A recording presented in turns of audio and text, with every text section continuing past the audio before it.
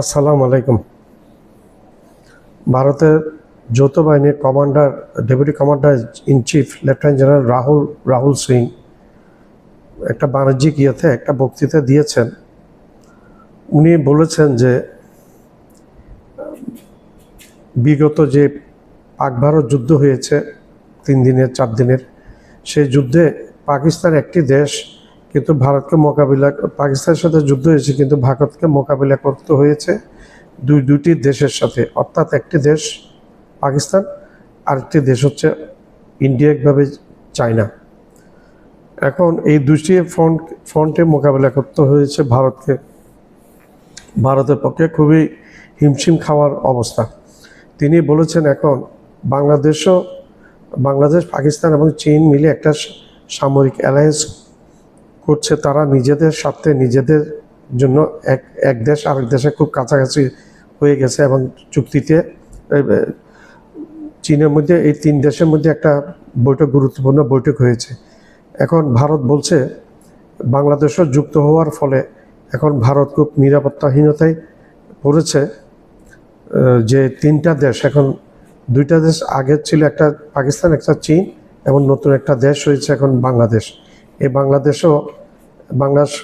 ও এই 3টা অ্যালায়েন্স হয়ে যাবে, 3টা দেশে অ্যালায়েন্স হয়ে যাওয়াতে ভারত এখন প্রচণ্ড একটা প্রেশারের মধ্যে পড়েছে। এটা ভারতের জাতীয় নিরাপত্তার জন্য হুমকি হয়ে দেখা দিয়েছে বলে এই জেনারেল মন্তব্য করেছেন।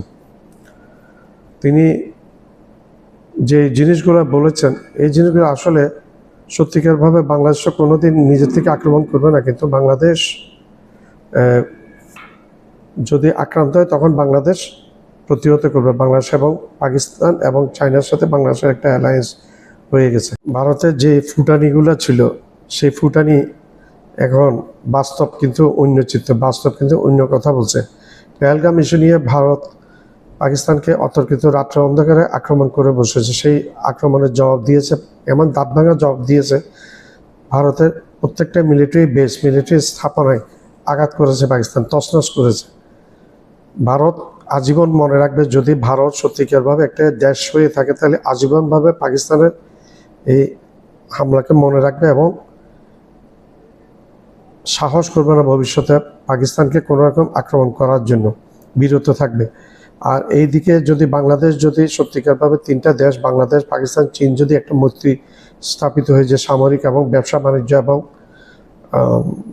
দেশগতভাবে যদি মৈত্রী স্থাপন করে একটা চুক্তিতে আবদ্ধ হয়ে যায়, সেটা একটা শক্ত একটা মোর্চা হয়ে যাবে এবং ভারতের তখন আর প্রতিবেশীদের মধ্যে কেউ থাকবে না। ভারতের এখন প্রতিবেশীদের মধ্যে কেউ নেই। যেমন আমি বলি, চীন ভারতের শত্রু হিসেবে মনে করে, ভারত পাকিস্তানকে ভারত শত্রু হিসেবে মনে করে, বর্তমানে বাংলাদেশকে ভারত শত্রু হিসেবে মনে করে। যদি বাংলাদেশ ভারতকে শত্রু হিসেবে মনে করে না, তারপর নেপাল একমাত্র বিশ্বের হিন্দু দেশ, সেই দেশটাকেও ভারত শত্রু হিসেবে মনে করে। চীনের সাথে সম্পর্ক বেশি, ভুটানের সাথে চীনের সম্পর্ক বেশি, ভারত শত্রু হিসেবে মনে করে। মালদ্বীপকে ভারত শত্রু হিসেবে মনে করে। আফগানিস্তানকে ভারত বন্ধু হিসেবে মনে করবে না, সেটা মুসলিম দেশ, যদিও যায় ভিক্ষা মাংতে। এবং মায়ানমারকেও ভারত বন্ধু হিসেবে মনে করে। মায়ানমারের সাথে চীনের সম্পর্ক সুদৃঢ়। তাইলে এখন ভারতকে বুঝতে হবে, ভারত এমন একটি দেশ বিশ্বের মধ্যে, যে দেশের সাথে প্রতিবেশী কোনো দেশের সম্পর্ক নেই, প্রতিবেশী সব দেশগুলোকে নরেন্দ্র মোদীর শত্রু বানিয়ে রেখেছে। এটা হচ্ছে নরেন্দ্র মোদীর ক্রেডিট বলতে পারেন। Has not changed. It has a political dimension, but the character, as we are seeing, is changing. We talked about use of autonomous weapon systems, quantum computing, space. So fantasy a few years ago, we thought it was only like a video game which would be there. Is actually playing out things like Spiderweb. The way the operation was prosecuted, the amount of technology that was used, the amount of civil industry minds that were used. আসসালামু আলাইকুম। আজকে ভারতের একজন general, যিনি deputy chief of arm forces, ভারতের সশস্ত্র বাহিনীর যিনি ডেপুটি চিফ, উপপ্রধান, মানে সেনাবাহিনী, নৌবাহিনী, বিমান বাহিনী মিলিয়ে আর্ম ফোর্সেসের উনি ডেপুটি চিফ, উপপ্রধান, নাম হচ্ছে রাহুল আর সিং, লেফটেন্যান্ট জেনারেল। তিনি ইদানিং একটা বক্তৃতা দিয়েছেন Indian federation of Indian chambers of commerce and industry, FICCI তে একটা বক্তৃতা দিয়েছেন। একটা বাণিজ্যিক এবং ইন্ডাস্ট্রিয়াল একটা chamber of commerce and industry, সেখানে বক্তৃতা দিচ্ছেন সেনাবাহিনীর উপপ্রধান। সেনাবাহিনীর সঙ্গে প্রত্যক্ষভাবে জড়িত নয় chamber of commerce and industry, তবুও ভারতের প্রতিরক্ষা শক্তিশালী করতে হলে, সুসংহত করতে হলে ব্যবসা বাণিজ্য এবং শিল্পতে ভারতকে এগিয়ে যেতে হবে। এই গাইডলাইন দেওয়ার জন্যই লেফটেন্যান্ট জেনারেল রাহুল সিং বক্তৃতা দিলেন এবং তিনি বললেন যে অনেকে মনে করে ভারত 2047 সালে তাদের ইকোনমি হবে পৃথিবীর তৃতীয় বৃহত্তম এবং তারা $30 ট্রিলিয়ন একটা ইকোনমি হবে। ভারত এখন 4 ট্রিলিয়নের একটা ইকোনমি। 1947 থেকে 2025 এই 78 বছরে ভারত একটা 4 ট্রিলিয়নের একটা ইকোনমি হয়েছে। এখন আর মাত্র 22 বছর বাকি 2047 সালে। খুবই উচ্চাকাঙ্ক্ষী, ওভার অপটিমিস্ট ভারতীয় অ্যানালিস্ট, অর্থনীতিবিদ, রাজনীতিবিদ তারা মনে করেন তারা একটা $30 ট্রিলিয়ন ইকোনমিতে পরিবর্তিত হবে। মানে আরো $26 ট্রিলিয়ন যোগ হবে তাদের ইকোনমিতে। জেনারেল রাহুল সিং ওই ব্যাপারে খুব একটা মন্তব্য করেননি, কেননা তিনি একজন সৈনিক, তিনি এ ব্যাপারে খুব একটা নাক গলাননি। তবে বলেছেন যে এটা হলে অ্যাম্বিশাস প্রজেক্ট, এটা যদি হয় তাহলে হয়তো ভারত উন্নতির শিখরে উঠবে, নইলে ভারতের অবস্থা খুব ভালো নয়।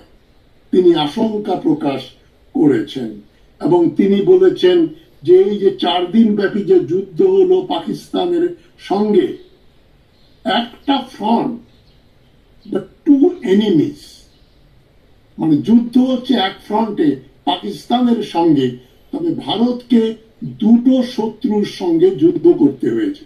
একটা হচ্ছে পাকিস্তান আর একটা হচ্ছে চীন। এবং ভারতের আরো কিছু জেনারেলস এবং স্ট্র্যাটেজিক থিঙ্কার্স তারা মনে করেন যে চীন